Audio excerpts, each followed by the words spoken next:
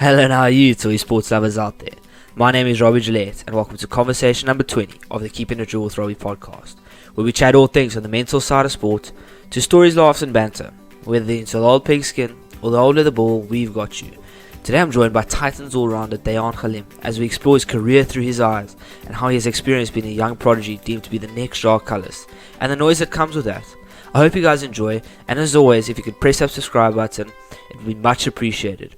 I'm working really hard to try and improve a little bit every week for you guys, so let me know what you guys think about this one. Awesome. So 2 podcasts in 2 weeks. They're going to have to start calling me Mr. Consistency, Daisy. And what better way to be spending my Saturday or my Sunday afternoon with the guy who's probably been the most requested podcast guest of mine, Titans all-rounder Dayyaan Galiem. And I think it's going to be quite interesting just to kind of get his perspective, looking back on where he has been or the journey he's been on so far to get to where he is.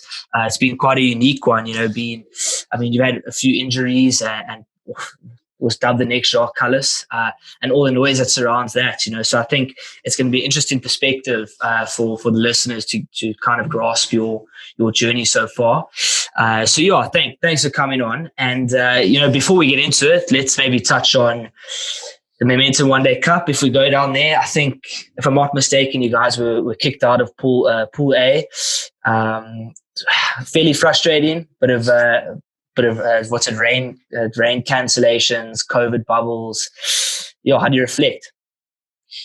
Look, it wasn't great. I can tell you that, because the bubble was pretty intense because we couldn't go to our roommates or teammates, whatever the case is. They were going to allow it to happen, but then things got tricky, and we just had to get tested 3 times, and the doc just advised not to do it and not to go to guys' rooms, although maybe 1 or 2 guys were being sneaky. But luckily, the Wi-Fi wasn't great. We couldn't order takeaways and stuff like that, so it wasn't lekker. So they just came knocking on your door, giving you some food, and then once the 3rd test was done in the week, and then we were able to, go to wherever, the breakfast room or lunch and whatever the case is. But it was basically that, training back, match back. But the rain didn't help, like you said.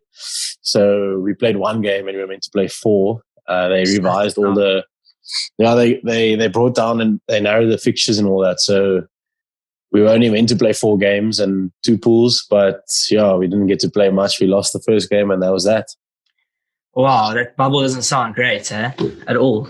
Nah, look, it's not for the faint hearted.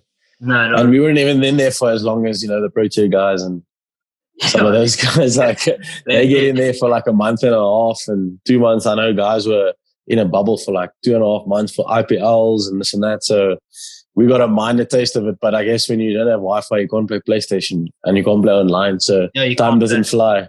What do you play? Fortnite, Call of Duty? FIFA? No, I play FIFA. FIFA 21 and then Ultimate Team. I'm trying my best, but Right. I try to get into it now, but the Wi-Fi wasn't great when I was there, so now I'm just playing at home, and I try to play a third person story type of thing. So nice. I played a lot of The Last of Us. Cool. Both my brothers are flipping so into the Ultimate Team, and I'm very clueless on it, but I think my brother packed Samuel Eto'o icon or something, which is 2 million coins. So his weekend was set after that. But enough of the Ultimate Team, because I think his Ultimate Team is set. But anyway. Something like non-tradable. I don't know the terms. Okay. But Dayyaan, let's maybe chat about your journey. It's where does it start for you in terms of cricket, and how would you maybe describe yourself, just to get a bit of background as a kid? Growing up, what was it like?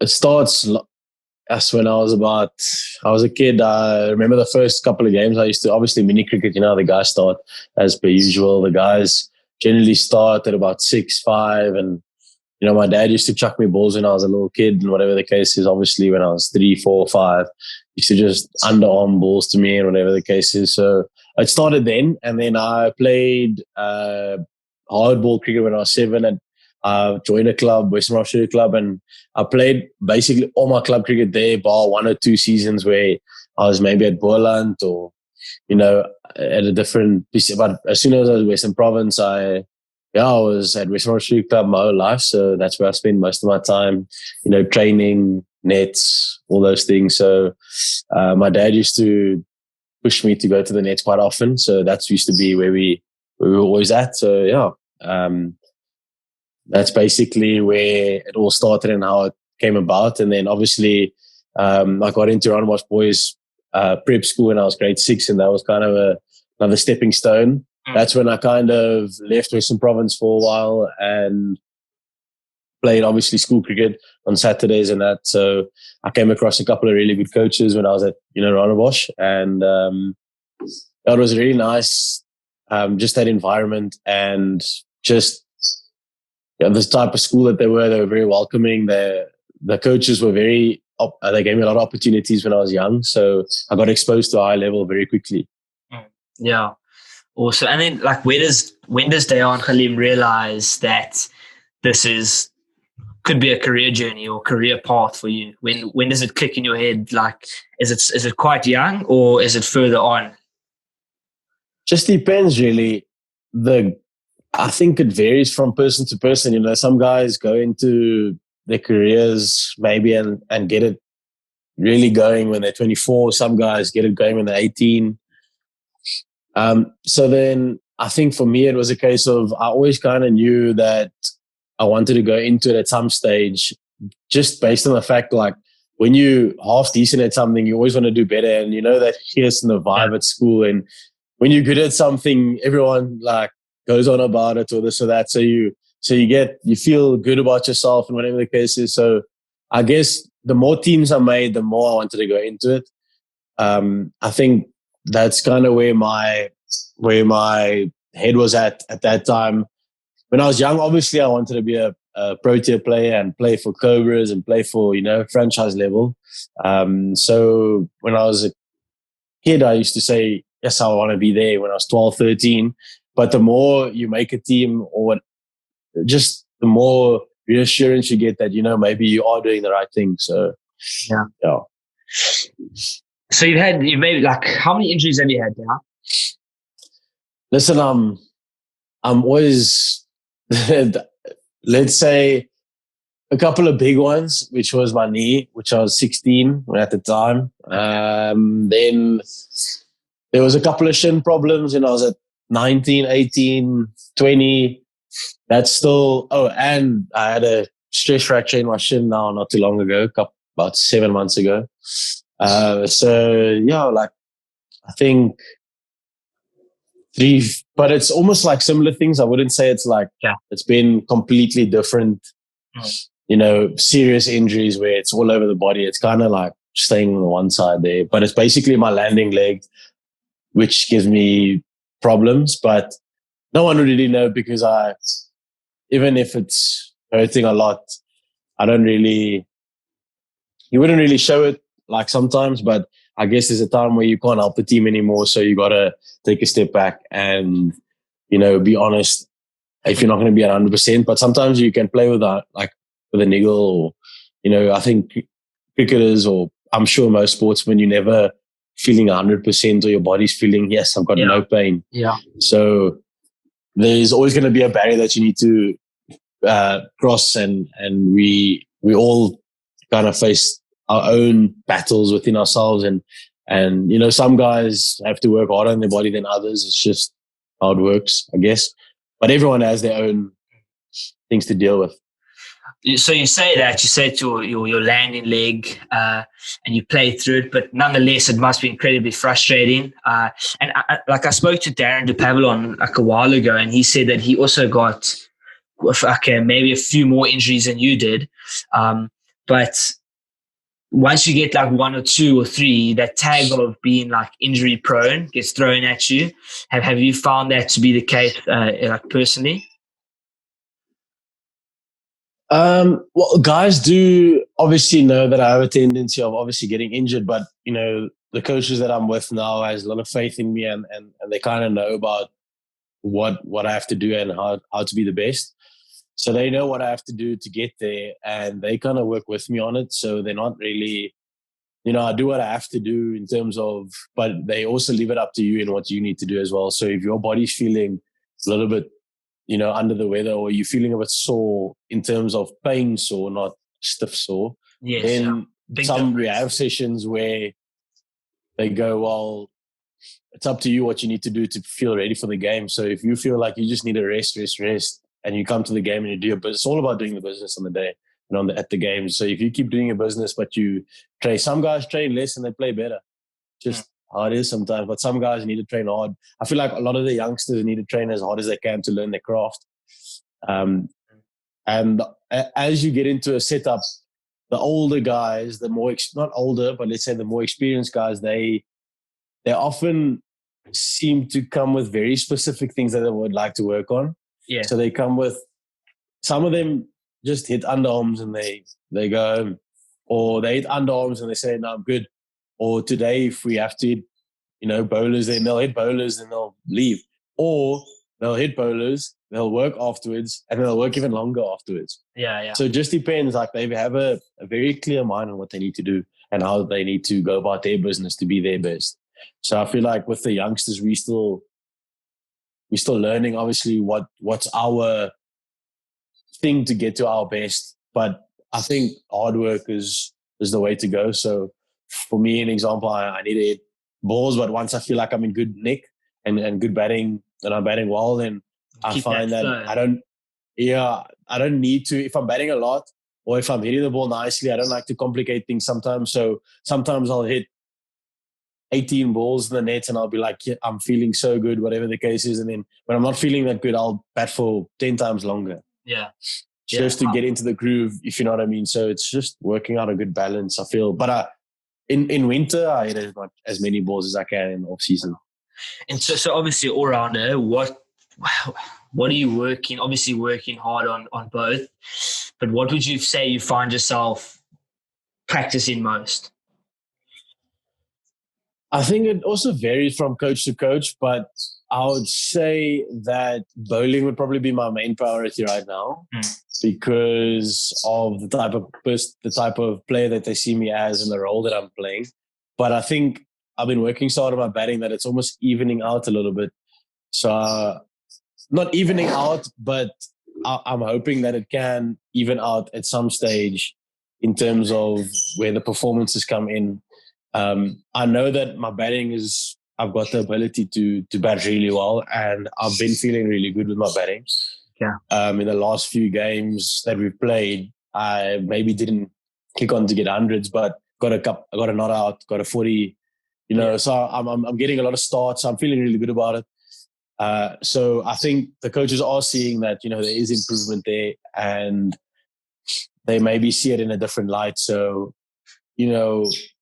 but in saying that, I think where they see me in terms of some formats is that I'd open the bowling and then, I'd bat at 7. So in terms of roles, it'd probably be maybe a little bit of a strong role in the bowling and then the batting. Yeah. But in saying that, when I bat, you're a batsman. When you bowl, you're a bowler. So it's quite an interesting kind of dynamic. Like not everyone has to experience that at cricket, like as an all-rounder. You either like there's maybe one, maybe two all-rounders in the cricket side, and the rest are focusing either bowling or batting. But it's quite exciting that your batting's evening out. Are you comfortable now with your role? In terms of, or would you like to be batting more, or rather not say? I mean, I like to think that I would just do what the team requires me to do. To be honest, if I'm in the team, I'm doing something right, and if I keep playing, then it's a big plus for me if I'm playing. So whatever I need to do on the day, but yes, I would like to be in the top 6 batting wise and open the bowling or bowl first change. Yes, that's obviously the goal, but I got to earn that spot. I can't. I can't just rock up and expect to be in that if I haven't earned it. So it takes maybe a year or 2, or maybe even longer than that to get where I want to be. So it just depends on the side as well, the balance of the side. So Sometimes you might find yourself at 8, but sometimes you might find yourself at 5. Who knows? Just depends on the balance and how they're looking at things. And yeah, just you got to be very flexible. Being an all-rounder isn't the easiest thing because you got to put as much attention to both. But normally when you're done bowling, because I bowl first, so normally when I'm done bowling, you got to get throws afterwards. But by that time, you've done so much during the morning for practice already. You're so tired. Yeah. So that last stretch is normally the hardest stretch. But, and you generally they're one of the last guys because of just what you're doing. Because the bowlers bowl and they obviously have a hit as well. But once they're done bowling, then you got to make your own way sometimes because they're not going to bowl to everyone the whole day. Yeah. So sometimes you got to make your own plan in terms of with the coaches, but the coaches are really good at throwing in any case. So yeah, just you learn but you have to learn these things when you're in the nets and stuff like that to try and get ready for the games. And yeah, I guess it's good in a way because I guess it's good because it teaches you how to stay focused when you're mentally tired too. Sure. So you spend a whole day in the field and just go back. It's like exactly. It's like 10, then we can call it a day. It's fine. I bowl. Listen, we talk about that. There was one or two games when I was playing for Boland where you'd bowl till a day and a half maybe, and then we down. And it's like lunch the next morning and we're batting and I'm batting the whole time. And then we bat till the end of the game. Next thing you know, it's the one-day game. The next day you bowl first, then you score 90 not out. Yeah. Sometimes you spend a lot of time in the field because just you bat at 7, 6. So you might find yourself with a tail. So you don't have a little break in between sometimes. Yeah. Same with the batters that open the batting. They feel the whole day and a half and they got to go bat now for 3 hours. No, I've got no idea how they do it. But I suppose that's why they are playing there, or you guys are playing there, and I'm not. I feel that I can go back to. I could call it a Saturday here. So in terms of injuries, I don't want to keep sticking on it, but maybe what has been the darkest spot you've been in terms of injuries in your career? The darkest would probably be the time I missed out on that World Cup. I got selected for the side and everything. And things just didn't turn out well because I had knee injury and I bowled really well. And I made the side there. And our team all get our blazers and all that stuff. And then we go to the camp. And the day they left, I had to go home because obviously they did fitness tests and this and that. So that was pretty tough, but there's more things that happened that year in terms of personal side of things. So I guess that time was just pretty tough, and I was still young. So and it was happening during grade 10 exams and this and that. So it was still young, but it taught me a lot going forward. And then just as well as 19, 20, when I kept getting shin injuries, when I was almost breaking the Cobra side, whatever I was on the brink, or I was just feeling good about my game, and then something would hold me back, and then I'd get back in, and then someone, not get back into the team, but getting back into the swing of things in terms of how I'm playing. So there's been a couple of tough times, I guess. Injuries, when they hold you back, it's never lacquer. So, but luckily, I was fortunate that I had an injury now that was over COVID, so it fell at a good time. But I feel like my body's getting better during the seasons, and I feel like I'm getting stronger, so I'm definitely lasting longer as well as fitter for longer. So no, it's exciting, especially for someone who has a vested interest in you doing well. You always want to see your fellow schoolmates do well, but yes. You said something earlier that I wanted to touch on, and that some guys have to work harder in terms of getting their body right. As a young guy, how have your non-negotiables changed in terms of having to prepare for a game that other guys don't have to do? I feel like everyone has their own things to do. So some guys really like to work on their let's call it body a lot as well. So to say that some of my guys have to work more than others is a little bit, yeah. But some guys just got to maybe, their body's a bit more fragile, or let's say bowlers might have to work a lot harder than their bodies than batsmen, for an example. So that's why I say some guys just generally have to. But obviously non-negotiables are just the stretching after games, recovering well. And I feel like the boring stuff, but just, I think managing your times well. So not going at, especially with me, not going at 200% every day of my life. So when I get rest. When I get, when I get rest, I'm doing something. Okay. I want to do something. I can't sit still. So I think rest is important, and then going to gym and just doing recovery sessions. That's been what I've been doing quite often, and it's been helping. So let's play a quick game of who is and why. Who is the best player you've ever played with? Yes, there's a couple of really good players. Name it. Doesn't have to be one. Well, I played with Faf, so that's there you go. Listen, Dean Alger is one of the best. Andrew Patik is Rory Kleinveld. Listen, they're all Aiden Markram's up there. Tianus de Brain. Listen, there's a lot of guys that I've been playing with of late that's seriously good players. So,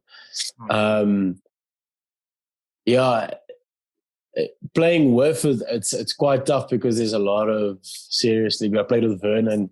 I mean, you know how good. Yeah. But probably the best would probably be Dale Steyn. I played with him once or twice. Okay. So he's one of my favorites. Who is on Orcs? There's a couple of guys on Orcs. It's myself, Tando and Tini. Good. And maybe, Diego Rozier sometimes. Even Matthew Arnold. But he brings a lot of intensity to gym sessions with his music. Okay. A lot of intensity with his music. When I say intensity, I mean it's loud. Very, very loud. So, good. Sets the tone. Yes. Tell you what, sometimes it hurts your ears. Who is the comedian?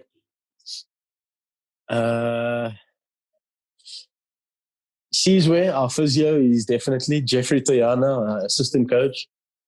Smarks, banter, that guy's there. Loves it. Loves the banter. Lazard Williams is in the mix there. So, yeah, a couple of guys as well. Who is the messiest? I'm going to throw my captain under the bus a little bit. Okay. Just because I didn't have anyone in mind, but because I just saw his room now when we were in that bubble. Yeah. I mean, there was lots happening in his room. Lots happening in his room with clothes and shakes and I don't even cricket balls and So I'm throwing a little bit on the bus, but Grant Thompson, that's his name. Yes. So this is like a topic that I'm very excited to get into. It's like being the most spoken about youngster. And I think that I don't think there has been a youngster that's been more spoken about that I can remember certainly than yourself. And this tag came with a fair amount of pressure. And did it come from maybe you, looking back now, obviously, did it maybe come from you putting the pressure on yourself or was it maybe externally or a combination of both? Look, I feel like there was a lot of expectation from me from a young age. A lot of people definitely thought that I'd maybe be higher than, where I am now, maybe. I don't know. But it's all part of the journey. So I think I put a lot of pressure on myself. A couple of injuries as well stopped me. But I don't think sometimes pressure is good, but sometimes you put yourself under too much pressure, which is not great. But I think it wasn't really external. I think it came from within as well as a little bit maybe external. But I don't think, there's I don't mind it, but I don't like it either because I don't like to be compared to anyone. I'm me, if you know what I mean. I'm doing what I have to do, and you may peak at a different time. You may, you're your own person and you're your own player. You develop at your time. So I feel like it's just about enjoying the journey right now. And if I get the opportunity to play at a high level, then, you get the opportunity. So, but until then, you just got to play as well as you can, prepare as well as you can, and live happy. It's quite interesting that guys, you say that people maybe expect you to be a bit further than you are now, but you're still a young guy. I mean, you're only 24, aren't you? And if you look at a cricketer's career, it's far longer than it was before. So it's quite interesting how people kind of see that progression. But I mean, I guess it's good that you identify that it's kind of just your journey and you on it. I'm like you said, I still have a lot to learn about the game, and like I said, the experience it comes and you can't buy it from a shop, as they say. So you can't buy it at a Pick and Pay. So I guess the more experience you get, the better things turn out, and you also, I see it in a way as in sometimes, some guys get opportunities early and they maybe not ready yet. So I'm hoping that, I can be ready and I can hopefully stay in the side if that, opportunity comes and I do well enough that, I get the spot. But, hopefully I'm prepared and ready, and I want to be ready for it. So, yeah. Like from the age of 15, I think, you're always deemed as the next Jacques Kallis, which is already a huge kind of expectation. Since then, I suppose, have you ever felt kind of trapped, with like in that tag? Has it maybe trapped you or maybe fired you up? How do you see that label? Yeah, like I said, I don't like being compared to anyone, but I haven't really thought about it, to be honest. I haven't really ever thought about it, to be honest. Whatever, people will say what they want to say, and people will compare you to who they want to compare you to also create publicity for whatever they're trying to do. So, but that shouldn't involve me as a person, and it shouldn't involve what I'm trying to do with my cricket, So look, that man's a great. I'm nowhere near that. So he's done so much at the highest level. So yeah, to even be in the conversation with him is not where my head is at right now. But obviously, I would like to be just as good as him, or do as well as what he did at the highest level. So yeah. Okay. So last little bit, I know I've kept you for a while, and it's probably dinner time that side. Let's just chat about the move to Pretoria and the Titans. What brought about the move? And I suppose, what's the shift been like from Cape Town with the mountain to Pretoria? I've actually never been to Pretoria, so what's the shift been like?